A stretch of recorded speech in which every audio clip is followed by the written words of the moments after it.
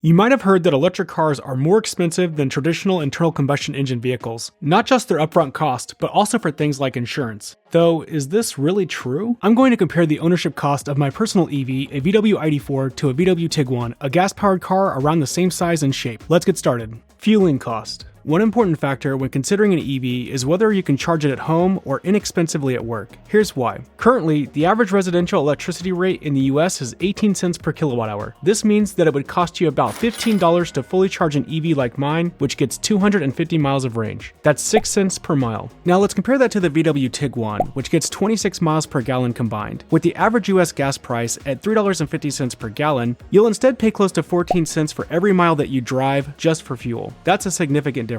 In total, after 100,000 miles, you'd pay $5,000 to $6,000 to charge an EV like mine at home. Meanwhile, gas for a vehicle like the Tiguan would cost $13,500. But if you can't charge at home, the advantage can start to quickly disappear, because public charging isn't very cheap and has gotten more expensive over the years. Prices vary, but paying 35 cents, 40 cents, or even more than 50 cents per kilowatt hour at a public fast charger isn't uncommon. And if this is how you plan to primarily recharge your car, suddenly costs can triple or more. But keep in mind, these chargers are not intended for frequent use. They're meant to supplement home charging for quick fill-ups or for road trips. So what does it look like if you charge mostly at home, but also use some public fast chargers from time to time? Let's take a look at what I've personally paid. Electricity costs in my state are slightly below average at 15 cents per kilowatt hour. When it comes to public charging, I've almost exclusively used the Electrify America network. Because my EV came with the promotion where using this network has been free for the last 3 years. But let's say it wasn't free. Luckily, the app still shows you the data. Over the last 3 years,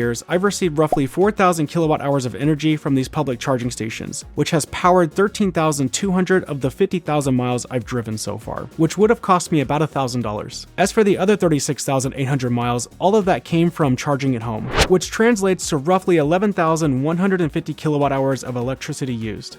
I should note that trickle charging isn't a 100% efficient process, so the real-world cost is around 20% higher, or closer to $2,000. That's about 5 cents per mile. In total then, with free charging included, I only paid about 4 cents per mile. But if you add in that cost, that makes it $3,000 or about 6 cents per mile, which is still 57% less than I would have paid if I owned a Tiguan instead. Insurance rates. You might have heard that EVs are expensive to insure and repair. While this is true for some high-end models, it's not necessarily the case for more affordable EVs like my ID4. Insurance rates are a very personal cost, which will heavily depend on your own driving history, location, and other variables. To provide the best information that I can, I'll share my own insurance cost and what my insurer would charge me if I were to replace my ID4 electric car with the VW Tiguan. I use Geico and pay roughly $300 a month for 2 vehicles. The breakdown shows that Geico is charging me $150 a month for my electric car. Using a random VIN for a VW Tiguan, the cost is nearly identical at roughly $150 per month. If this is accurate, it means the gas-powered car wouldn't save me any money.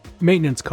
Electric vehicles are advertised as requiring less maintenance, which has been absolutely true with mine so far. However, there's one cost to look out for. EVs are heavier than gas-powered cars. For example, my ID4 weighs roughly 4,700 pounds, while the Tiguan weighs 3,700 pounds. This, along with strong electric motors with a lot of torque, means more pressure on your tires, leading to shorter tread life. That means the tires that you choose can make a big impact on your ownership cost. My electric car is rear-wheel drive, so the back tires wear out a little bit more quickly at 18,000 miles, where the front fared better and lasted closer to 30,000 miles. In total, all 4 tires were about $1,500 to replace. I switched over to the Michelin Cross Climate 2s, which offer significantly better tread life at the same cost. They have 35,000 miles on them and look good to go for another 15,000 miles. Outside of this, the only other maintenance costs so far have been 3 sets of wiper blades and 3 cabin air filter replacements, which were about $250 combined. But technically, I'll need a brake fluid flush soon, according to the owner's manual, so let's add in $150 for that. In total, the ID4's maintenance cost at 50,000 miles will be around $1,900 or 4 cents per mile. Now let's compare that to the Tiguan's recommended service schedule by the time you hit 50,000 miles. Note, these costs are rough estimates on the lower end based on the available information online. First, you'll need to change the oil every 10,000 miles at $100 a pop. That's $500 additional dollars right off the bat. You might need to replace the car's battery, which is another $150. And it still needs basic replacements for the cabin air filters, wiper blades, and yes, tires. These expenses should be around the same cost, so you are looking at a total of $2,550 $250 or 5 cents per mile. That's not the whole story though. One big difference between an EV and a gas-powered vehicle is that these expenses aren't going to increase as the car gets older, because most models don't require the more costly maintenance that internal combustion engines do. So while the ID4's maintenance cost should be around $3,800 total after 100,000 miles, remaining at 4 cents per mile, the Tiguan will instead require these additional services. You'll need to replace your spark plugs, which will cost at least $250 on the very low end if you have it done at a dealership. You're also going to have to get a transmission fluid flush, which will at least be another $200. And if you do it at home, you'll have to replace your engine air filter for about $50. If you assume the basic 50,000 mile services are repeated for the Tiguan, you're looking at a total of $5,600 or closer to 6 cents per mile, which is 50% more expensive than the EV. And I'm not even including brake pad or rotor replacements in my calculations, but certainly that's a few $100s that you'll likely have to pay to maintain your gas-powered vehicle. Initial cost and break-even point. One topic we haven't covered yet is upfront cost. My electric vehicle had an MSRP of $45,000, and it was fully loaded except for being rear-wheel drive. It qualified for the federal tax credit of $7,500, which was applied after tax. The tax rate in my area is 6.25%, so after adding the tax and then subtracting $7,500, that means I paid roughly $40,300 for my ID4. An equally equipped two-wheel drive Tiguan can cost around $36,000, which is $38,250 after tax. Using all the data discussed in this video, excluding insurance as it's owner specific but including the free charging, I paid $44,300 or 89 cents per mile to own and operate my ID4 for 50,000 miles. If I had purchased the Tiguan instead, at 50,000 miles, I would have paid a total of $47,550 or 95 cents per mile. At this point then, I'm already saving money by going electric. But you're probably saying, hold on, not every EV qualifies for the tax credit, nor does every driver, and not all electric cars come with a free charging promotion. And that's certainly a fair argument. If we add back in the $8,500 I personally saved, the ID4 would have now cost me $52,800, which is more than the Tiguan. But by the time I hit 100,000 miles, the ID4 would be around $57,700, while the Tiguan would be $57,100. And the break-even point would be somewhere around 105,000 miles.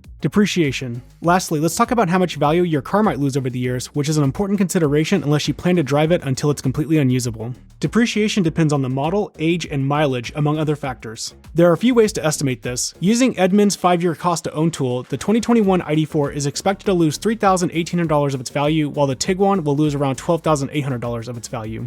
Kelley Blue Book's value estimator tells a completely different story though. According to KBB, my EV has dropped a whopping $25,000 in value after 3 years and 50,000 miles. A Tiguan, on the other hand, assuming it's in the same shape, has only depreciated $15,000 or so. Looking at the used car market, it seems the KBB value is pretty accurate, although it's hard to find exact matches for both vehicles. But it's not that simple, and there are some things to consider here. Depreciation greatly slows as time goes on, and we're looking at vehicles that are only 3.5 years old. That compounds on top of the issue that luxury-priced vehicles always lose their value more quickly than less expensive models. For example, KBB says that a 2021 BMW X3, which was around the same price as my EV, would have lost around $20,000 of its value by now too. Another difference maker is the $7,500 federal tax credit, which the ID4 qualifies for. That actually improves the depreciation loss to be less than the BMW. If you're concerned about depreciation, why not just buy a gently pre-owned model instead? There's a $4,000 used federal tax credit as well, and even without it, you'll still save thousands of dollars during your ownership. Not to mention the other benefits that electric cars are often safer and a lot more fun to drive. Thanks for watching.